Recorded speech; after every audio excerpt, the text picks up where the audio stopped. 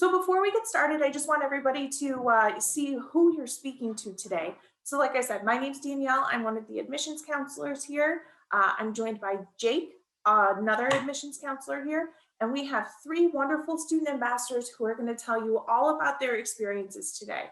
Annika, Lauren, and Skylar all are in different majors and have different backgrounds. So you're going to hear quite a bit about what makes our campus unique as well as their favorite parts of campus.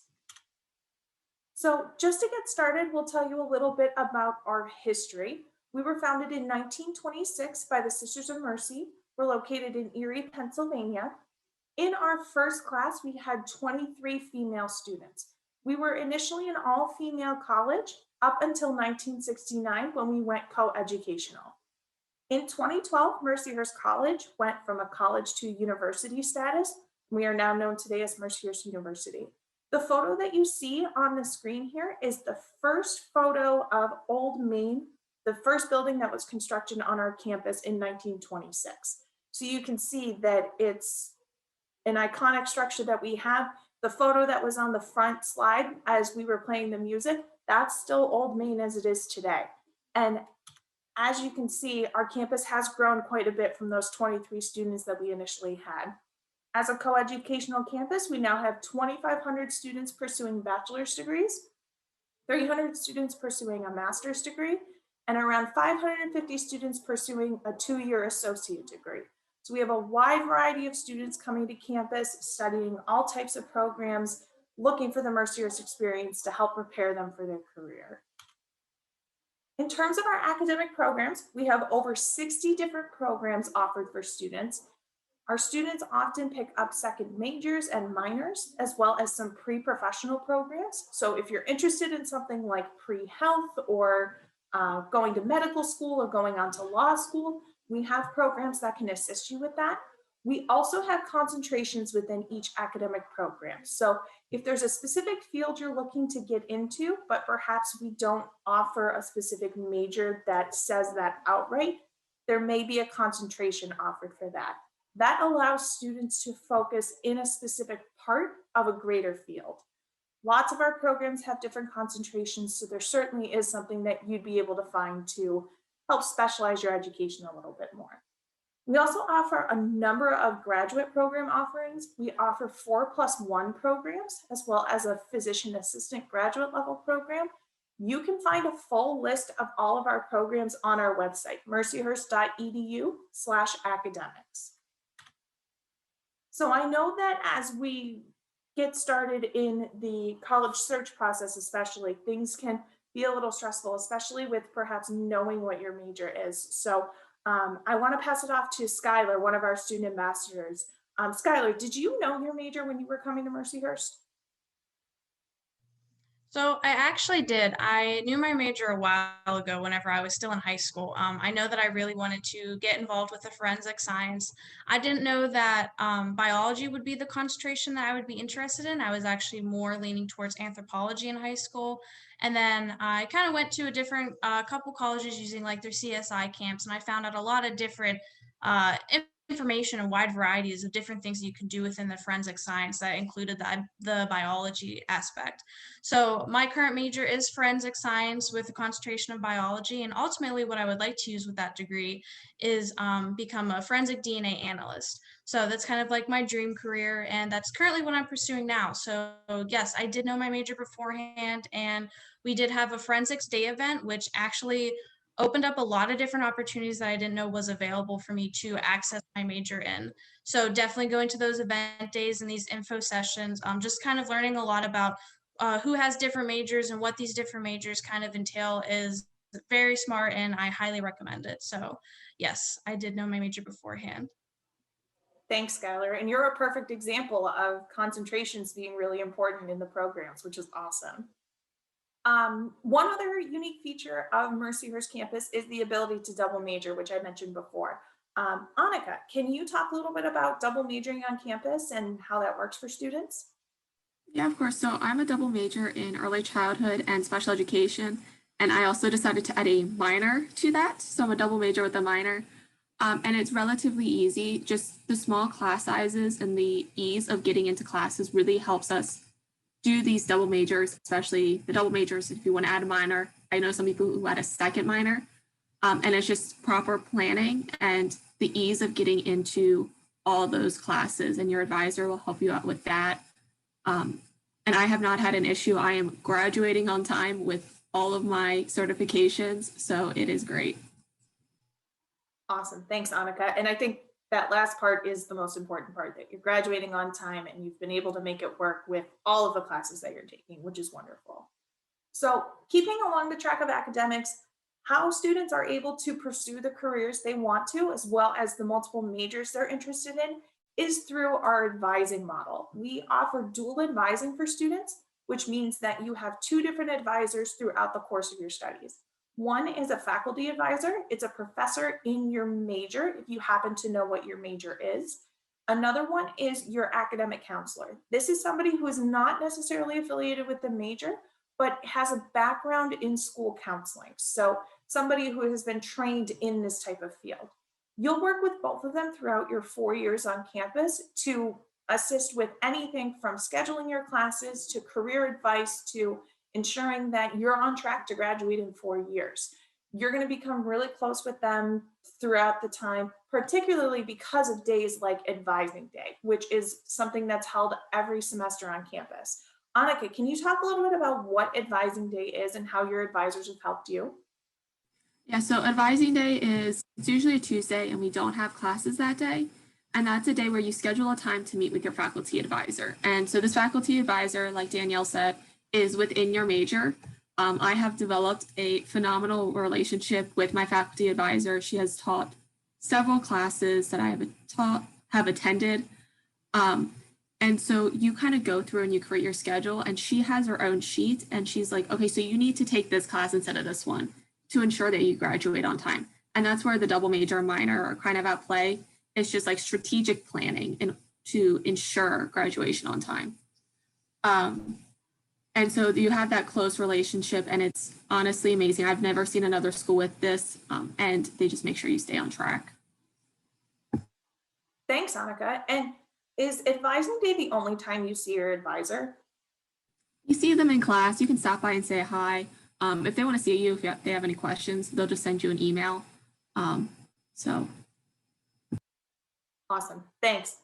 In addition to all of that, a lot of the advising that our faculty and our academic counselors do is to prepare you to go on to that next step, your career, ultimately after graduation. We do have a career development center that can assist you with any goals that you have. I'm going to have Lauren talk a little bit about the Career Development Center and some of her experiences with it. So Lauren, can you touch upon the Career Development Center? Sure. It's definitely a great opportunity that we have here on campus. They'll help you with your resume or cover letter. If you've never written one before, they'll help you set it up. Or I personally, my freshman year, I already had one written, but I wanted to have someone read over it a couple times. So I went to the professional and we talked about it, and I rewrote it again until he thought that it sounded satisfactory. But the Career Development Center also, they'll send out emails to each different major. So if they find out about a different internship of any sorts for whatever major, like I am an intelligence studies major, so if any intelligence internships come up, they'll send it out to the whole program so people have an opportunity to apply for them. And they'll also practice interviewing with you. They want to get you as ready as you can for a professional career. And then they also utilize Handshake, which is similar to LinkedIn, I would say. You make a profile, you set up your resume, you can apply to different jobs. You can apply to different jobs on campus as well. And if anyone sees your profile, they can also message you. I've had a couple people message me on my Handshake, but I know we really push that because we're trying to have our students be successful as possible. Awesome. Thanks, Lauren. And the Career Development Center, much like the advisors, are available for you anytime if you ever need to reach out. And if you have questions about, like Lauren mentioned, a resume, job interviews, internship opportunities, anything like that, they can assist you with that. In addition, we have some other academic resources available to all students. We have the Writing Center, which is a place where students can have any essays or papers that you write reviewed by another student. It's something you can set up an appointment with online. and go ahead and have your paper reviewed. I know that this semester they've done a lot of the work virtually, but it regardless is still really helpful for students. So that's something that you're able to do. We also offer peer tutoring for any class that a student is in. You're tutored by another student who has taken that course and has received a grade of B or better in the course. And I believe you can tutor for up to 6 hours each week. So these are things that you can take advantage of. Again, these options are free for students. So if you ever find yourself struggling in a class or know that there's a daunting class coming up that you need assistance with, these are two great options that can help you through it. Something else that we offer for students is our honors program. And I'm going to have Lauren talk a little bit about it because she's in the honors program. So Lauren, can you tell us about it? Sure. I actually just got elected to the honors to be the honors program secretary, so I know a little bit. It is a Congratulations. great, thank you. It is a great resume booster. If you're looking for something to kind of get ahead of other classmates, it's definitely something great to have on there. If you're looking for more challenging classes, I'd say majority of the honors program classes are discussion based. So most of the students will actually do the work for versus some classes where students aren't as motivated. Being in the honors program, you get to go to different events that are put on campus. There are different workshops, like leadership workshops, workshops to work on your resume as well, workshops to work on academic scholarships like the Fulbright. I believe we had a student in the past 4 years get a Fulbright scholarship. So there are multiple different opportunities.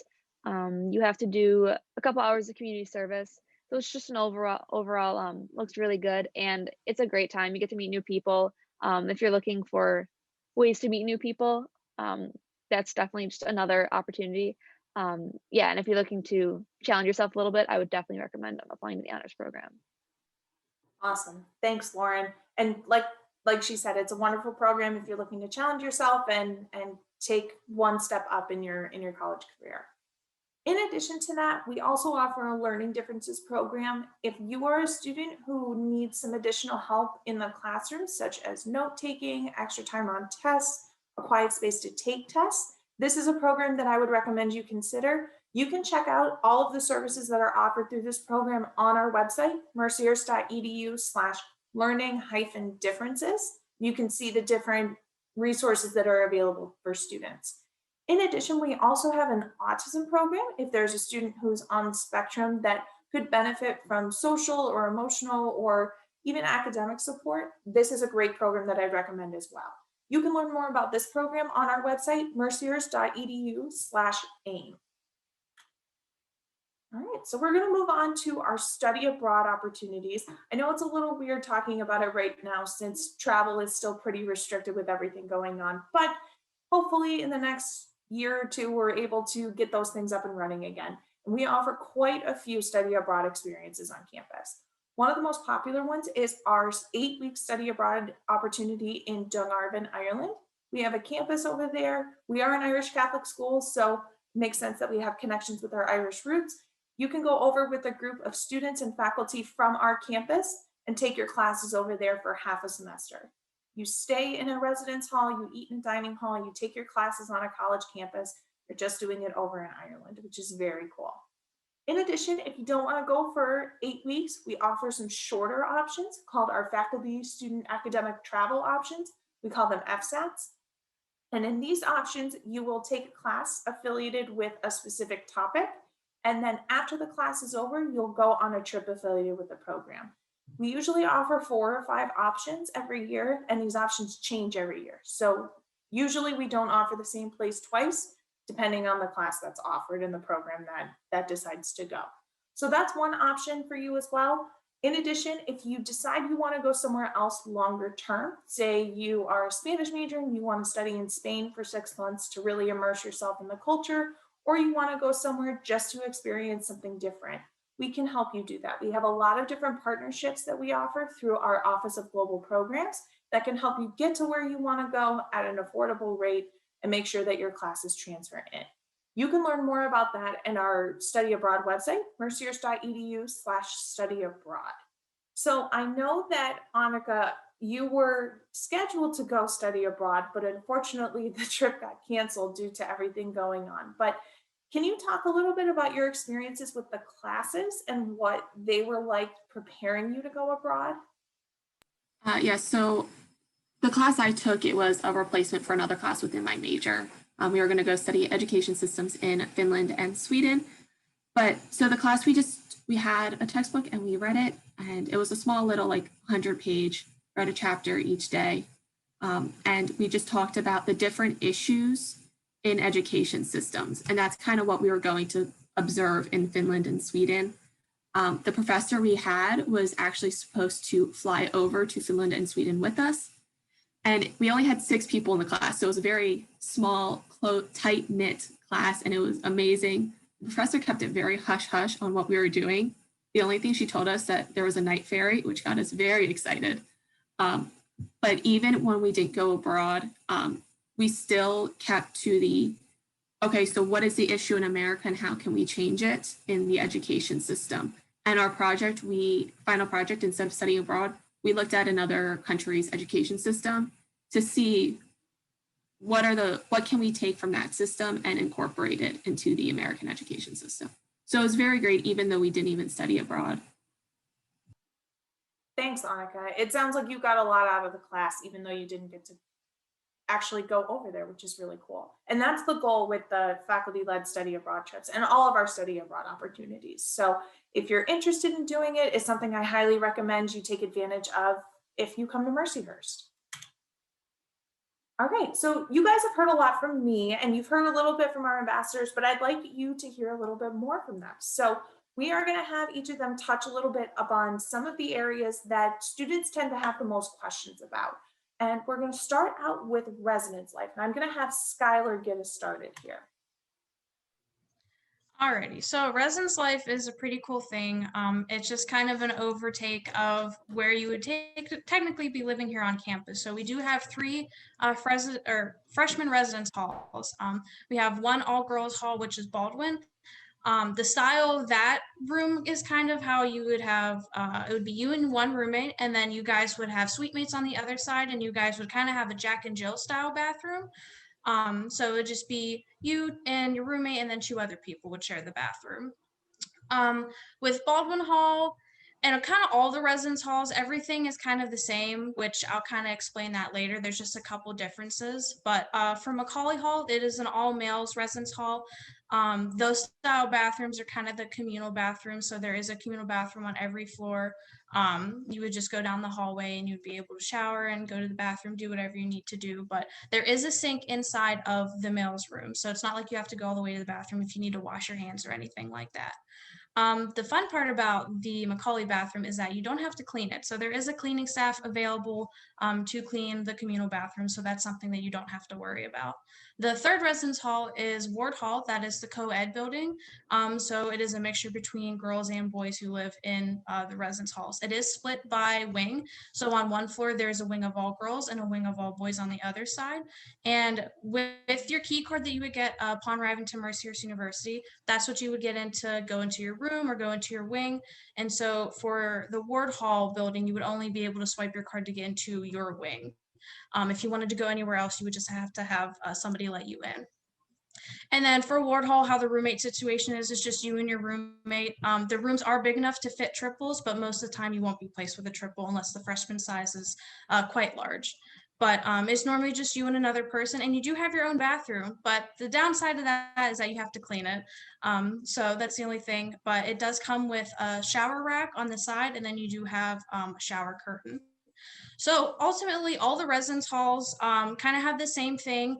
You can bring in a Keurig, you can bring in a mini fridge, you can bring in candle melts if you wanted to. You just can't bring in any candles or incense or any Christmas lights. You can bring in some lights if they have like plastic bulbs on them, but if they have the glass bulbs, then those aren't permitted. You're not allowed to have a microwave or toaster in your room, just because we do have microwaves and sometimes toasters on every floor of all the residence buildings. So that's already taken care of. Macaulay and Baldwin doesn't have air conditioning and Ward Hall does, but what I kind of like to say to that is it's cold up in Erie 95% of the time of the year, so you don't really need the air conditioner, but there is heating in every building. For the RA situation, you would have 2 RAs on each floor, so there's a total of 8 RAs. They do go around having their duties, and usually it's every week and every weekend that they go around and they kind of just check and see, make sure everything's okay. if you have any questions about your living situation, your roommate situation, or anything like that, they are a great person to go into. I know all of my RAs that I had were super nice, and they were super helpful whenever I had any questions. So that's kind of the brief overview of the residence life. I don't know if the housing contract and the roommate contract or the roommate survey is going to be brought up anytime soon, but if you wanted me to touch on that, I can real quick. Sure. Can you talk about how you found your roommate and where you lived freshman year and what your favorite parts of living on campus were? That'd be great. Yes. Yeah, sure. So I actually met my roommate, I believe a year before I came up here. So it was at our Forensics Day event. She was in the same major as me, but she was doing anthropology. And we kind of went to the event. It was lunchtime. I just sat at the table with my family, with her and her mom. And we didn't really say anything until she complimented my nails. And then that's kind of how we hit it off. So we just started talking the whole day. And then a couple minutes later, we're like, hey, so let's be roommates since we don't really have anybody else who could be roommates with us. So she was like, yeah, that's fine. And then literally the whole year we would talk all the time. She lived in Erie and I lived in Pittsburgh. So she actually came down as a surprise gift for my birthday before we went up to college. So that was super nice. But me and her got really close, and we actually lived in Ward Hall. It was on the first floor, and it was just me and her. So that was super nice. But how the roommate kind of thing goes. So since I already knew her, I was able to put her and my name into the roommate contract or the roommate survey. We didn't have to really take a survey just because we know who we were rooming with. But because we put both of our names down, we were both automatically put in as roommates, no matter where we lived at. But if you didn't know your roommate, that's okay. There is a roommate survey that you can take, and then they kind of match the other surveys that students send in, and you would get to talk to whoever you wanted to, who seemed to best fit your match, and then you'd be able to decide who you wanted to room with. But yeah, my whole experience in Ward Hall was super fun. They always had these monthly events during the weekend. I know that there was like this bread and cheese thing that my RA kind of put on, and it was super fun, and we just kind of sat down and just talked. So a lot of fun things that the RAs will put on for the resident students, just to make sure that all the kids are kind of making friends and comfortable in the area that they're in. Awesome. Thanks for that great overview, Skylar. And thanks for talking a little bit about your experiences with your roommate. I hope that was helpful for everybody. And just so everybody knows, in terms of housing, we do guarantee housing for students for all 4 years. For freshman housing, students are required to live on campus. It is first come, first served based on the hall you want to live in. So for example, if you would like to live in Ward Hall, we recommend that you submit your housing contract sooner rather than later, so that you can guarantee yourself the best possible shot of getting into Ward Hall. But again, we guarantee housing for all 4 years. So we will not, not have space for you to be living on campus. So thanks for that overview, Skylar. All right, so we're gonna move on to dining on campus. I'm gonna have Annika touch on this a little bit. So Annika, take it away. Awesome. So we have 2 main dining halls on campus, the 501 Grill in Ryan Hall, which is the sophomore residence hall, and then the Grotto Commons, it's in Egan Hall, and that is the main dining hall that freshmen go to. It is the largest dining hall we have on campus. So there's like a grill for burgers, hot dogs, and fries. There's a salad bar, which are 75 fresh options each and every day. We also have the Bravissimo, which is pictured with the guy with the flame and the fire. That is one of my favorite places to eat whenever I go to the Grotto Commons. It's more of like a smaller portions of food, but it's really, really good. I kind of grab like 2 or 3 plates if I really like it. We also have soups. We have a deli, which is like a Subway. We also have the daily dish, which is kind of like a fresh home cooked meal every single day. And it changes out for each of the 3 meals. And I think it's on like, I don't know what kind of rotation it's on, but you won't see that food again for a little bit. So it's not the same food every week. We also have the clean plate, which we can accommodate for 8 of the 9 most common food allergies. And we also have the oven, a little breakfast nook, and unlimited like desserts. The chocolate chip cookies are absolutely amazing. So as a freshman, you will be getting the unlimited meal plan. So you can eat 1 time a day, you can eat 10 times a day, whatever you please. It's just a great way to get used to the college life and getting into that schedule. And the food is honestly amazing. I am a very picky eater, and I did not have a problem with any of the food on campus. We also do have some smaller dining options. So pictured all the way on the left, that is the Laker Inn. So there's a little Chipotle over there, I like to call it, kind of like burritos and burritos bowl. And then there's also like a breakfast sandwich station and a smoothie bar. We also have the Verse, which is the bottom picture, and that's the pub on campus. So it's more like burgers, fries. I call it bar food, like all the greasy stuff that everyone loves but can't eat like every day. So that is also really great. Awesome. Thanks, Annika. What's your favorite meal on campus that you've had? I like the Verse barbecue bacon burger and the Mott sticks. That is amazing, but I cannot eat that every day. I wish I could.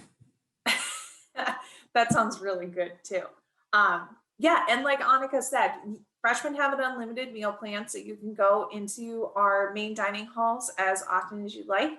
As an upperclassman, you can lower your meal plan, so you can do 3 meals a day, 2 meals a day, 1 meal a day, whatever works best for your schedule. But that freshman year, you don't have to worry about counting your meals. You can get adjusted to college life and focus on your classes and everything, and know that you have access to fresh, healthy, and delicious food. I can attest that the food here is very, very good.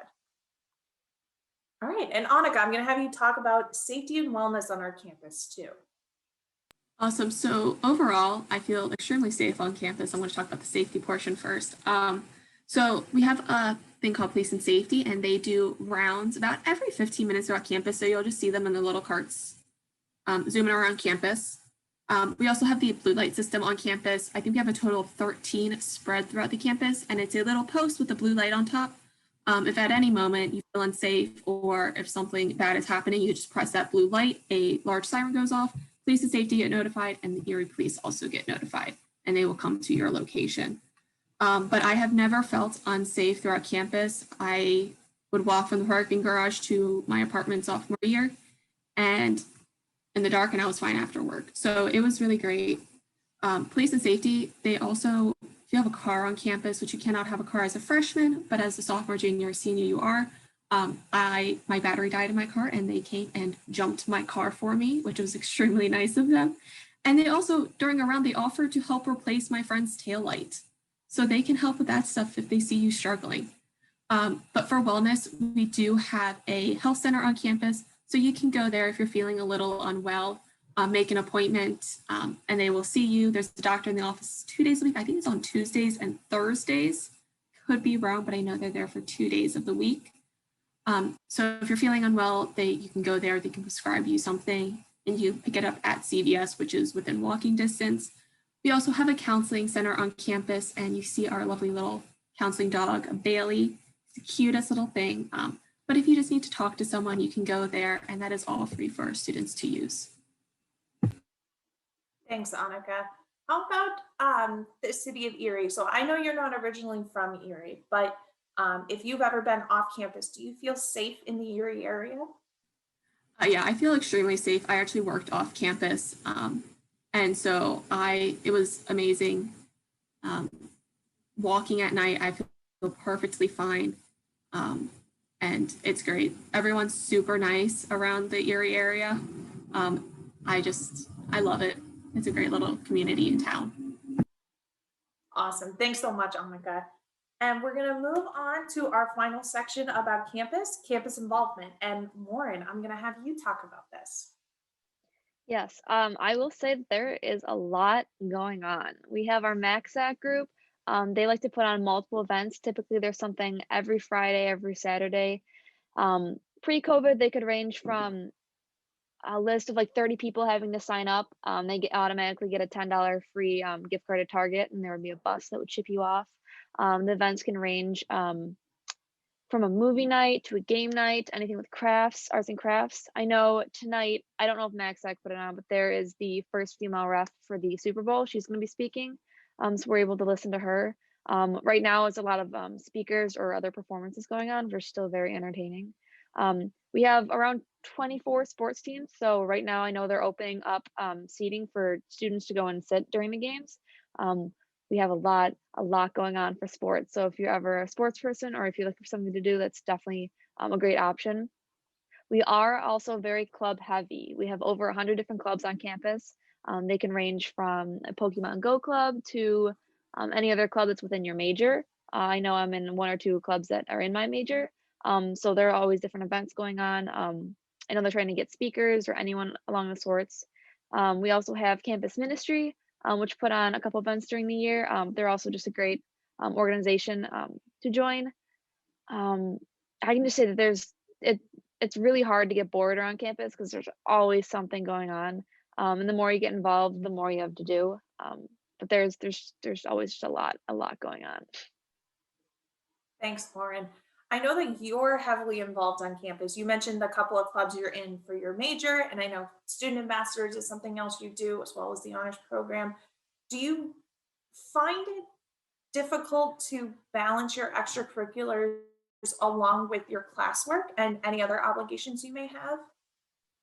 Actually, I'm not the best at time management, but I find I'm able to manage it, if that makes sense. I haven't really been too stressed unless I have like maybe 3 projects in 1 week, which could be stressful. But I haven't really had um, that much trouble trying to balance everything out. Everything it tends to be at different times too, so it's all very, very manageable. Awesome. Thanks, Lauren. Yeah, I think you landed on a key phrase there. Time management is key for success in college. But she's right. There's tons of stuff going on campus, and last week it was announced that spectators can now come to some of our athletic events. So we're really excited about that. Makes us hopeful that in the future we'll be able to have some bigger crowds to cheer our fellow Lakers on. Thanks, Lauren. So next, I'm going to hand it off to Jake, who's going to talk a little bit about admissions and financial aid here at Mercyhurst. All right, thanks, Danielle. Hey, guys. Before I start, I just want to let you know that as admissions counselors, we're going to be with you start to finish through this entire process. So on top of reviewing your application, we would also do financial aid for you if you're accepted. So we always encourage you to reach out at any time if you have questions.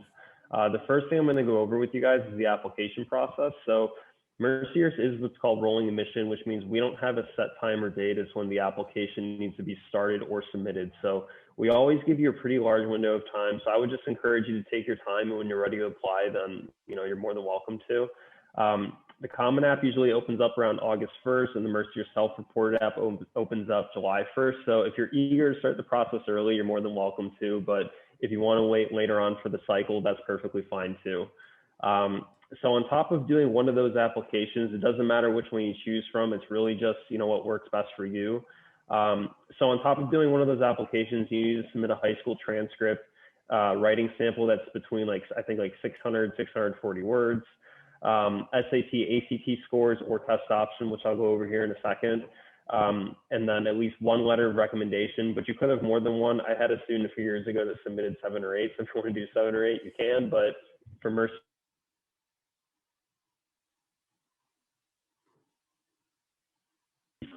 the test optional school, which means when we look at applications, we look at everything on a holistic basis. And, we've never found test scores to be the best way to judge a student. Everybody is very different when it comes to testing. We understand that.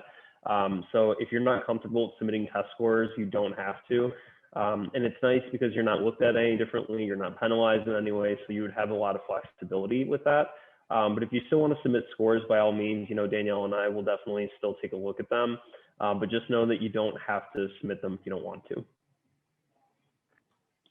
And then this right here just kind of shows what an average student at Mercyhurst looks like. So we usually see a GPA around 3.4, an SAT score is usually around 1070, and then ACT score is around 23. But as I said before, if you don't want to submit your test scores, you don't have to. And then as I said, should mention too, if you have these credentials, that's great. If not, that's still okay, because with the holistic approach, we look at everything that's on your application, and everything is going to be looked at for review. So don't panic if you don't have all these credentials. That's fine. Again, we're going to look at everything that's on your application. So now I'm going to go over some financial aid with you, because as I said before, we do financial aid for you guys. And these are just a list of different things that you could receive. And I say could because financial aid, it's tricky. It's going to be different for everybody. So not everyone might receive everything listed here. So first, I'm going to start by going over institutional aid. Institutional aid is any type of financial aid that's awarded by the university. So merit scholarships, talent-based athletic scholarships, need-based aid, Mercyhurst grants. Those are all things that are awarded to you by the university, and you don't have to pay back. Merit scholarships are usually one of the first things you'll get from us financial aid-wise. If you're accepted to Mercyhurst, you'll have a merit scholarship that's in your acceptance letter. They usually range from about $12,000 to $24,000. And as I said, that's usually the first thing you'll get from us. And that's also a scholarship that you don't apply for. That's something Danielle and we would take care of on our end when we're looking at your application. So no need to worry about applying for it. And again, that's the first thing you'll get from us. But again, institutional aid is just a type of financial aid from the university that you don't have to pay back. It's awarded to you. The next thing I want to go over is the Pennsylvania state grants, or what a lot of people like to call FIA. This is just for individuals that are from the state of Pennsylvania that have filed a FAFSA before May 1st and they show financial needs. So this is unfortunately just for residents of Pennsylvania, but if you meet both of those categories, then you could possibly receive FIA. Next is federal student loans. Usually one of the more popular loans that are on the financial aid packages are Pell grants. Pell is pretty similar to FIA. It's need-based, but it's not just for residents of Pennsylvania. It can be anyone nationwide that has filed a FAFSA before May 1st and shows financial need. And it is a possibility for Pennsylvania residents for you to receive both Pell and FIA. It's not always a guarantee because they do have different cutoffs, but that is a possibility. Or you could get just vice versa. So that is something to keep in mind. As I mentioned before, federal grants, those are awarded to you. You don't have to worry about paying those back. And then federal work study is usually shown for students that show financial need. There's a lot of different opportunities here on campus. So if you qualify for work study, you'll have a lot of different options. But if you don't, there's a lot of different part-time jobs that you can apply for on campus that are pretty similar to work study. And then another thing I should mention too that I skipped over were the federal student loans. So for those of you that decide to file a FAFSA, you'll be automatically eligible for $5,500 in loans. And there can be a difference to how those loans are split up. But I should mention that you're not obligated to take those loans out. We put them on the package to show that you qualified. If you want to pursue them, by all means, you're more than welcome to, but you're not obligated to take those loans out. It's just put on there to show that you qualified. If you want to pursue them, then you can. And then lastly, I just want to go over the free application for federal student aid. A lot of people just know it as the FAFSA. In order to receive financial aid from Mercyhurst, you do need to file your FAFSA because it helps us show what type of financial aid you would qualify for. For those of you that are going to be applying next year, the FAFSA does open up October 1st is when you can start filing it. You can go to just fafsa.gov and you can complete it there. You're going to need a FAFSA ID and password when you do this. And essentially, it's just a username and password that's only used to log in and out of your FAFSA. So luckily, you don't have to complete it all in one sitting. If you want to do some of it on a Monday, finish the rest of it on a Tuesday and a Wednesday, you can do that. You just need to remember that FAFSA ID and that password to log in and out. And with the tax or the use of your tax information, that's how both the federal government and the university will be able to see what type of financial aid you're going to qualify for. And I should say that the FAFSAs, they're not always very accurate. There's a lot of different extenuating circumstances that are never on there. So we understand that.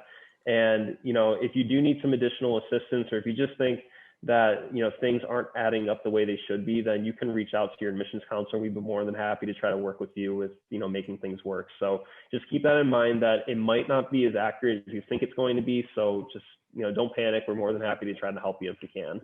And then lastly, once you complete your FAFSA, you're just going to need to put down Mercyhurst's FAFSA code, which is right here in the presentation. And then that way we'll be able to receive your FAFSA, and then you'll be able to get a financial aid package. It usually takes a few business days, I think like 3 or 4 business days for us to officially receive it. So if we don't get it right away, it's no problem. It's on its way, and we'll have it in our system.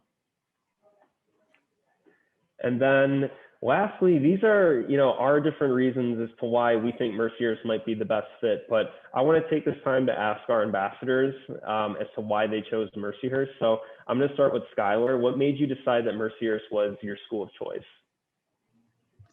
So It was actually, I was in high school band. I was a majorette for 4 years, and one of our band competitions that we went to, the Mercyhurst band, was actually a guest band that played. And I really liked the way that the band played. Me being a band geek and everything, I was like, wow, I kind of want to join this. Maybe they have a majorette or a color guard squad.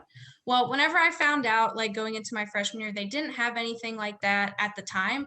Right now, they're actually doing the color guard, which I am currently training for right now. So it all kind of came full circle in the end. But I kind of took a step further and was like, well, what are their forensics programs like? Because as a student looking for the forensics program in other colleges, it was a little bit difficult.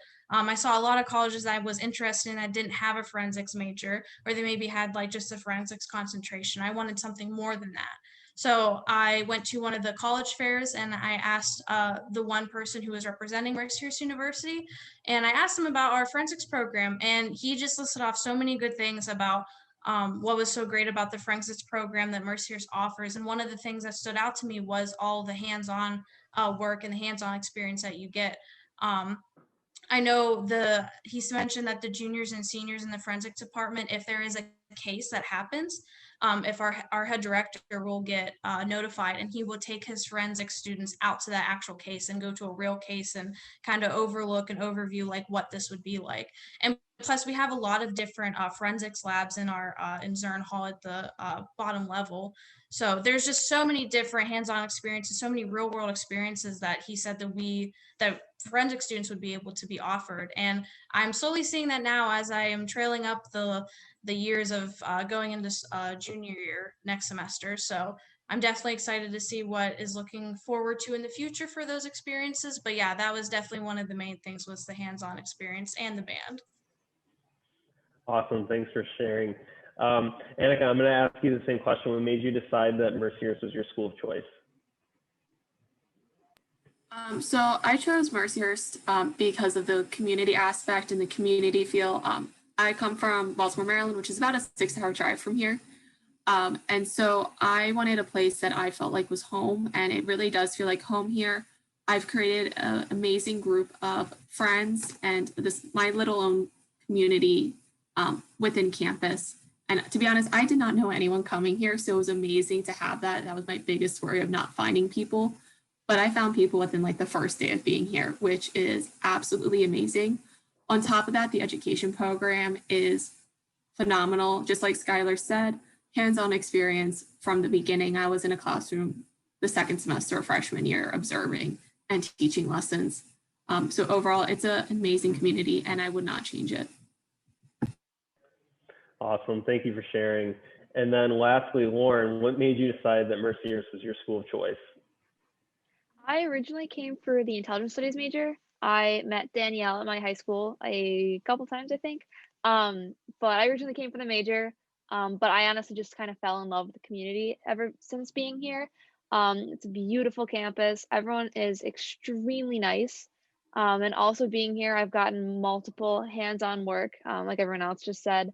I've been able to work with some major companies and doing work for them, which has been an amazing resume booster. And everything that I've done here has been really, really, really beneficial for me. It's just the community aspect. Mercyhurst has just been a home away from home, I will say. Awesome. Thanks for sharing those, guys. All right, thank you, Jake, and thank you, Lauren, Skylar, and Annika. So we are going to move on to any questions that you may have as you've listened to this presentation. I know I've seen the chat light up a couple of times, so Jake, I'll see if there's any questions in just a second. If you have anything, please feel free to put it in the chat, and either myself, Jake, or our student ambassadors can answer that for you. But before we move on to that, or while you're thinking of your questions, I just wanted to share this information with you. So Jake mentioned this at the beginning of his, at the admissions and financial aid portion of the presentation, but admissions works with you through this entire process. You know, we assist you with the application process. If you have questions about that, we actually read your application. We also will work with you on financial aid, and we counsel you through your decision process. So I like to say that we're your one-stop shop for pretty much anything you need related to Mercyhurst. So if you have questions, do not hesitate to reach out to your admissions counselor.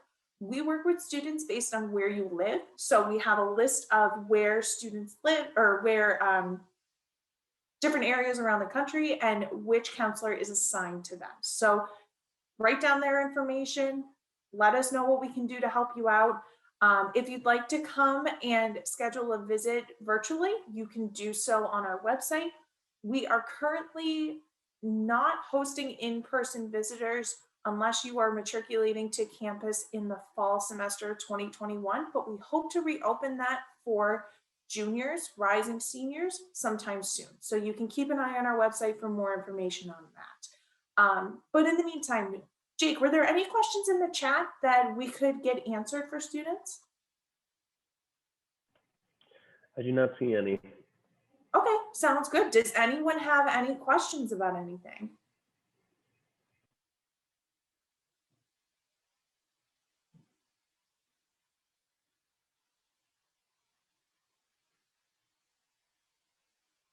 I'm gonna take silence as a good thing, and that means that all of your questions were answered. So if there's any lingering questions, please feel free to send them our way. We can answer them for you.